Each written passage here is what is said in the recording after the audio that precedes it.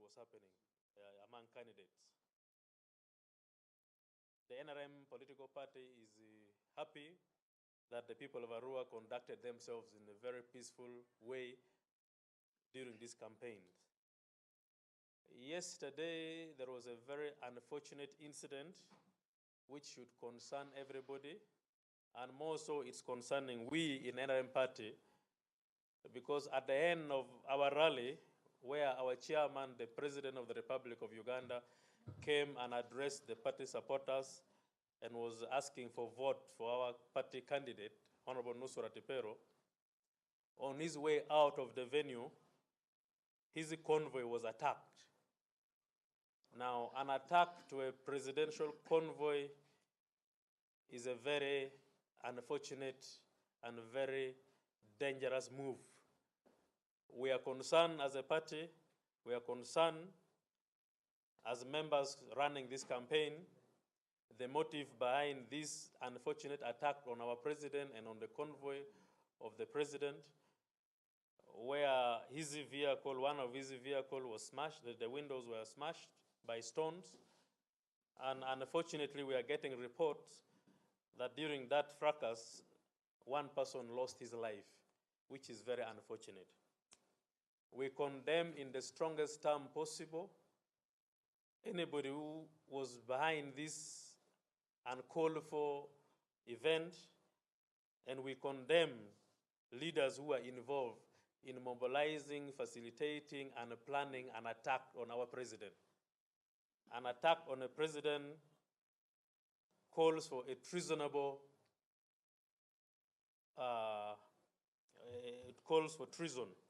So we believe that the state and the government will take responsibility and investigate this matter a little more, and whoever is involved will be brought before books.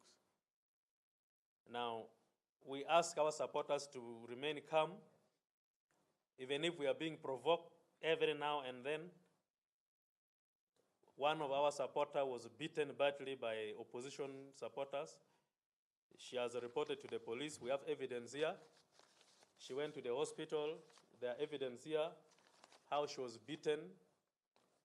And we have 2 others in the hospital. And yet, we have been very peaceful during these campaigns. Now, it concerns us that it seems to be a pattern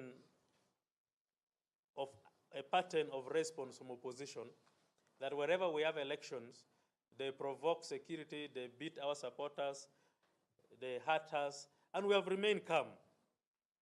Now, they should not take our being calm as a sign of weakness.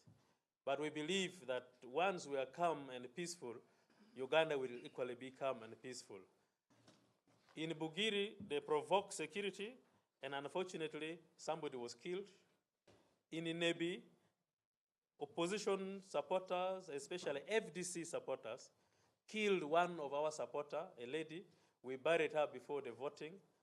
I was personally attacked by opposition youth wing members when I was walking out of the Tally Center from Nebe district. Unfortunately, security was there to restrain us, and the situation was addressed. Now in Arua, we have seen they have moved even further and have attacked the president's convoy. So this pattern of attack on our members and our supporters is of our big concern. Nevertheless, we trust that the security is above the situation, and the security will handle this and bring calm and peace to everybody who is responsible. This election is very emotional. Emotional in the sense that we are replacing someone of our own party who was murdered. Now, we are trying to link, we are trying to compare, we are trying to assess. Those who attacked the president, were they the same people who could have killed Abiriga? Because we are now asking questions. Why would someone dare and attack a presidential convoy when he's coming for a campaign to replace an innocent Abiriga who was murdered in cold blood? So we are now trying to put 1 + 1 together to understand, to analyze the motive behind all these attacks. Nevertheless, tomorrow's election will continue peacefully, as we have been informed by Electoral Commission. We are telling our supporters to go and vote. We know they are planning to rig the elections.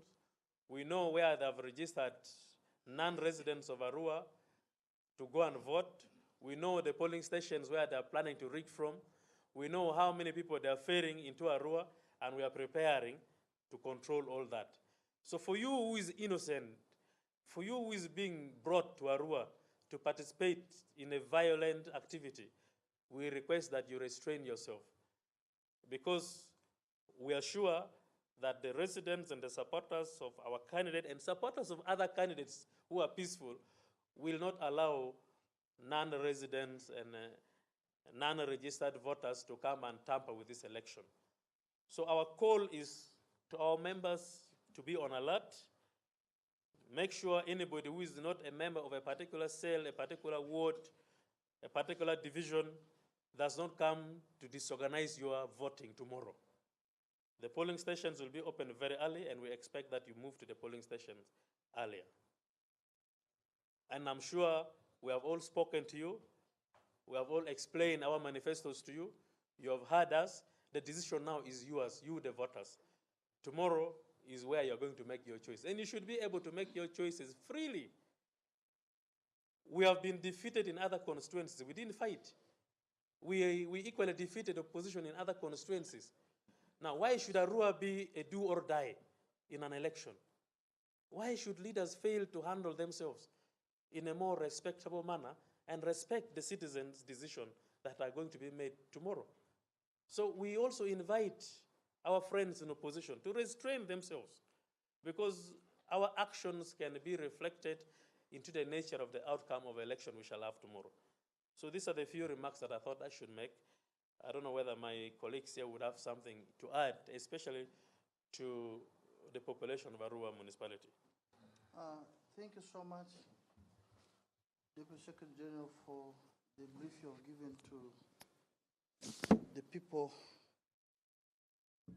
First of all, what happened yesterday, it gives me a very deep and sad heart. Why should such a barbaric act happen in Arua? I'm a national leader, but I'm a member of parliament from this region. This is the time whereby we are still mourning the death of our brother. It is hardly 4 months. Such a very bad thing, an attack on the president, is done in the region, and the president had come for campaigns to replace our fallen brother. And the agitators of this, it's on record that these are people who come from other regions. If it was people from here fighting, fine. But other people from other regions, they come and ignite the local community to misbehave. Why could such a thing happen in Kampala? There have been by-elections and elections in other areas. Why is it that the president was not assaulted in those areas, apart from a place like West Nile? It gives a very bad image. In Ibujiri, people are fighting. Other people came here to ignite people to fight. I personally, I condemn such a thing. It's not a culture for people from West Nile, though they used to say that people from West Nile, they are very rough. We have a very good mindset. We have changed. What happened yesterday, it's a very bad action. So I urge the people from West Nile and other parts of Uganda, let us desist from such acts, because it's going to take us nowhere. Spill of blood, it's quite useless. Tomorrow's elections, we have talked to our people, it's going to be so peaceful, there's no worry. Thank you.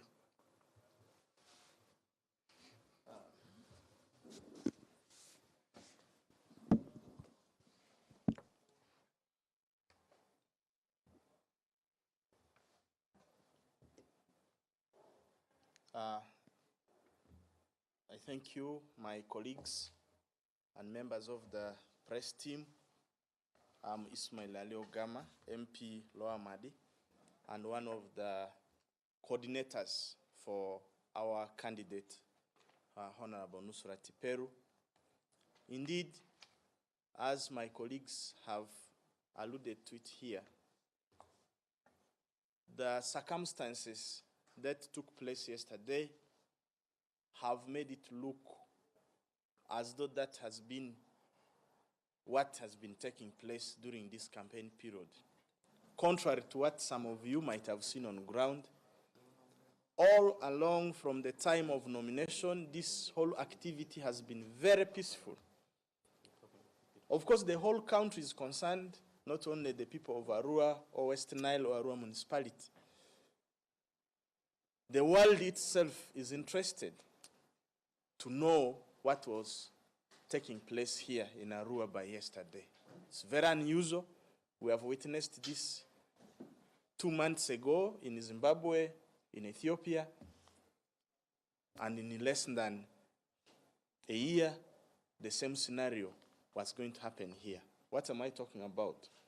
It's the attack we unfortunately experienced on the convoy of the president yesterday. The situation of the campaign should not be portrayed to reflect a kind of negativity on the people of Arua municipality. As the people of West Nile, we have come from afar. We've suffered from so much violence, and it is within this very government, this regime of NRM, that we are trying to regain peace. Our people are just trying to move away from the bad history. The unfortunate bit is that what was going to take place yesterday would have led to more than what we are thinking now. I would just ask those of us who are here in the room, assuming the stone, whatever objects they had used, because nobody saw it, they dropped in the vehicle and it was driven off, had landed on the president and he died. My question is, what would have happened to the people of Arua municipality by now? Even me, who was in the procession of my candidate. Maybe the security forces would have reacted in defense and we would all be gone, including you, the media. This is an issue which personally I feel should not be taken lightly. We have the laws of this country. The president came to campaign for the candidate as the party chairman. But when he left the venue, it was coming to the closing hours as per the guidelines of Electoral Commission. Therefore, he was moving out of the venue to depart for State House as the president of Uganda, not as a campaigner for the candidate. And he has all that it takes within the law to protect him. That is one. Two, we are still fresh from the pain of losing our brother, Kano Ibrahim Abiriga. The circumstances that led to his death are still unclear. The people of Arua municipality, the people of West Nile, the NRM supporters of this country are still at pain. To date, people want to know. People are praying for the culprits to be brought to book. It happened in Kampala. But just before the people would get their consolation in their preferred candidate, who would represent, that is if she will eventually go through, who would represent the interests of the lady's aspirations to help the people. You come and attack the president, this time in Arua. We, the people of Arua municipality, the people of West Nile, are asking ourselves, what is the motive about it? You all know those who have been threatened most, whether on social media most of them have been from West Nile. The late Abiriga was threatened, they took him. Threats have been surrounding Honorable Anita Evelyn. God is protecting her. The one who has been there in for them to protect them, you come and attempt to disorganize him, this time at home. We, the people of Arua, are asking ourselves, what is the interest of this enemy? Everyone knows what happened yesterday was not led, organized, and mobilized by the people of Arua. No. These forces came from elsewhere. Nobody from Arua was in that group that pelted stones at the president. Even the culprit who was shot on sight is not from Arua. We want to understand, where is the enemy coming from? What is the interest of the enemy? Our people are already getting concerned. Such has been done, even those who have been arrested. You are here. You mentioned for me one local member of parliament from either Maracha, Terego, Yumbe, Vura, who was arrested. All these MPs who were picked are not MPs within Arua district. Those who were seen to be throwing stones, including those who are still under police custody, I believe, considering the one who was shot is not from here. It is an organized crime. I so much want to believe the interest is bigger than what we are seeing today. But I want to assure the country, especially my people of Arua municipality, that whatever is going here, we shall not allow it to continue. Our people are not going to be taken back to where they have been. We've suffered enough. We are trying to recover from our pains, and we are going to rise to the occasion. I've been talking to quite a number of opposition MPs from West Nile who are so much disappointed with what took place and what happened here in the district. Not forgetting the export of hooliganism to this area. The people are peaceful. We have all campaigned. We've had rallies. There has never been any scenario of clashes. In Oli, Nusrat Peru had a rally less than 200 meters from the FDC candidate. In Imvara, the candidate had a rally less than 150 meters from the independent candidate, Ejiku. All went peacefully. What happened yesterday is a planned move, and we're urging the security forces to take interest and investigate it as such.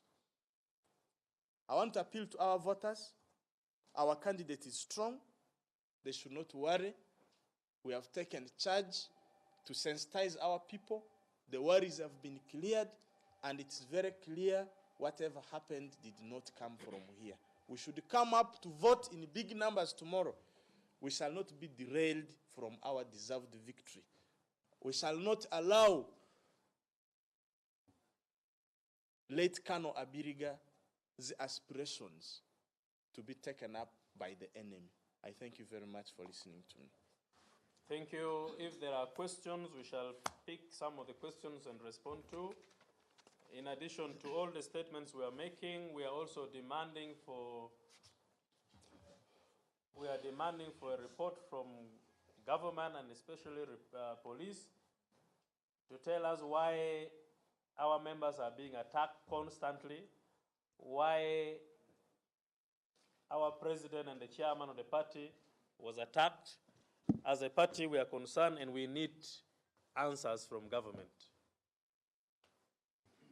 Any question? Movement Party, Richard Todong, saying that as a party, they demand explanations from the security forces why they are being attacked and why the president was being attacked. So they are also looking for answers as everybody else.